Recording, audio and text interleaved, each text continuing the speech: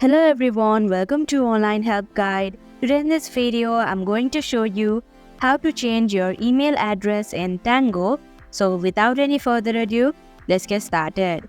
First of all, open Tango application. Now click on your profile in the top left corner.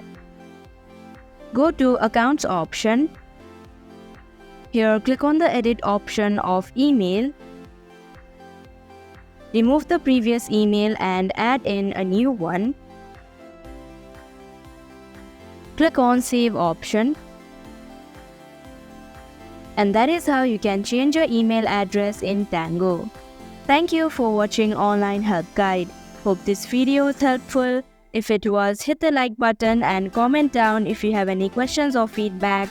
Also, if you are new to our channel, subscribe and hit the bell icon so that you don't miss our upcoming videos.